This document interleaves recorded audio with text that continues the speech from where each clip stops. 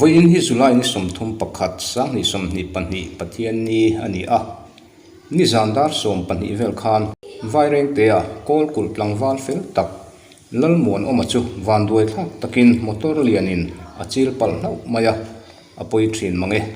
thu chiang jok kan hriat theinan YMA kol kul group treasurer pu zoram thanzawa pu zawa kan biak na hi I han ngai thateng chibaile andro tak mun kha ni van lama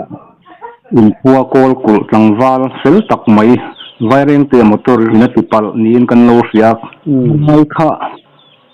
chanchin kin chang riat ang min han sil da mi ning le ole lia kan riat chu thui lo khop mai a chan chu late khuwa ania ko kur tang vaireng te kar chu hla ema amai ro chu atur tu telam kan zuk phona motor hi ko ku khuwa motor pu rosang lian ma rosang motor khal tu te an nia ti chuanin ain ti pal na motor hi puma rosang motor MZ01T 7947 ania chu motor pani o truck LP ania motor dang po nei thoin chu driver pani nan khala chuanin semi MZ01T khaltu hi lalom puya ania ti chuanin motor pakhat jok kha khaltu aro khal tak kha ka hlo aro kan ti mai kan fapania lal ro chuanga ania MZ05 4017 vanal ngaka aizol bong kon motor hi vaireng te thimluanga atanga ti chuan anin tlom nga in MZ01T 7947 lalong pui hiam a motorin anhu chuaka chuan anhu chuak fela anhu chuna hui akha an phel dona chuat chutia phel tuma an buai pui lai tak chuanin lalmuan omale aro chon phelan tuma aro khanin a motor lampo en lovin khodang kha lo hoi dewa ti chuanin an han phel lai khanin motor chu aron bek ta ni aron to ta hnung lama khan lalmuan oma chuan a au tuara aro kha chil do na wangin a hlau thong chuan a au kha avanam son ta ni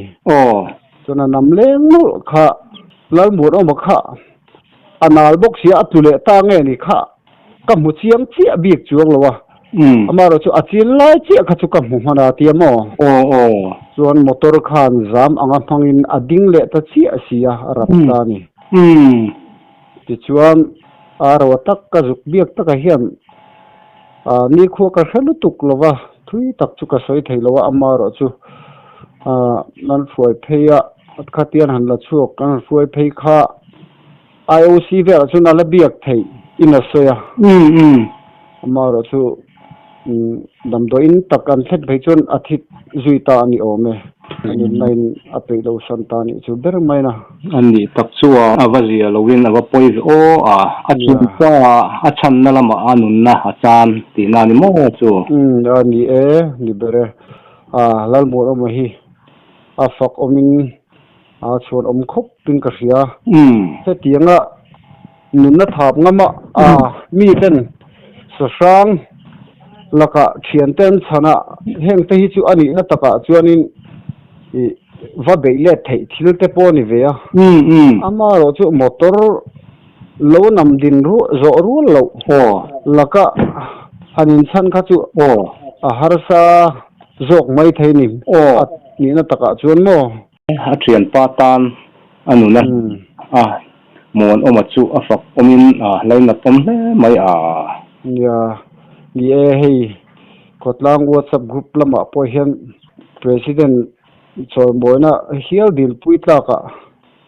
ngai do sap sapa a ong khopin ka ria ani chu a om khop mai kha ba ka choi moi phu anom chuang hei nem tro se tiang ba ka i huai sen chor moina phu hi kan om chuang lem non le ti hi i pui ngai dan chu ani tlang pui melin ka hria thian chan thingam kan ti tak tak kha ani tlat mai tero ni ani chi ani zep na ke mo langsang de wa soi te po hun ka hria a chan chu tuang chet to a top thila hianin thuzu po hunin ka hrelowa lal mun ma te hi ne apa hi aboral to a chuan pa thi san in api te hena oma apu po boral to in api hoinan oma chuan an chung ko phei chu zepna ke mo an din hun chu a chhor om bik lo khop mai in te reu te a omin han chuan tur bik chuang nei lo ve tak an nia heng hi thei chini sela he a boral na po hianin insurance company lamte biak thei kha chunin apoi mo khopang anun na hi alo liam ta ka chunin a thon lutuk lo dewa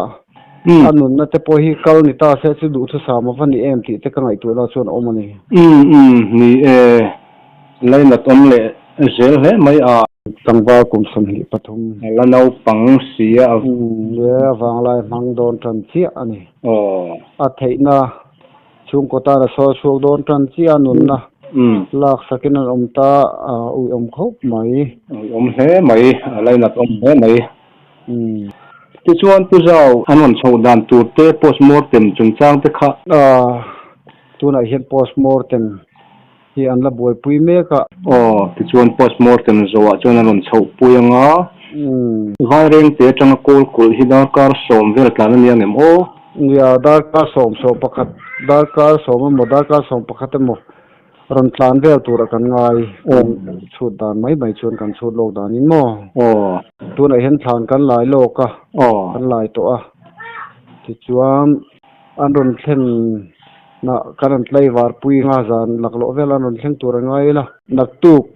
jing lamdar soma vuina program hi kan kalpui do na ni ani tak chu pangwal fel ti em he mai Sikuan tu in omna veng hi kol ku sau ti kol ku sau branch ani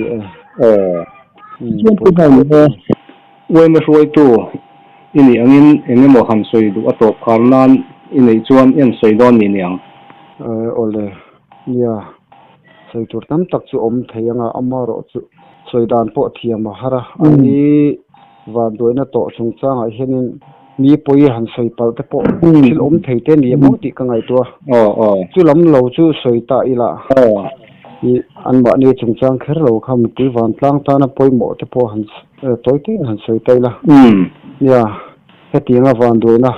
an to henin meeting ten kan sia tur ta ra poi mo ni lang chu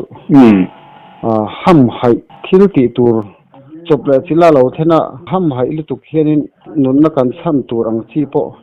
san lo te po om thein ta om zia ta ga chuanin lalmun om hi chu a ham hai hau lo ni ti hi chu lang renga